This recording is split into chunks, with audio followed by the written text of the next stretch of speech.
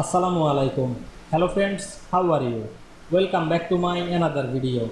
In this video, I am going to show you how to make dotted line in Adobe InDesign. Let's get started.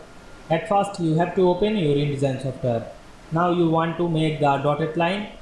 You can create this line to new page. Now I am go to the new page. Then select the type tool and select the line tool. Then draw the line on our page. Then go to the window menu and enable the stroke option. Then we can see here the stroke.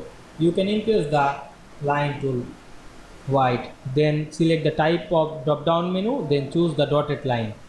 Then we can see we make a dotted line in InDesign very easily.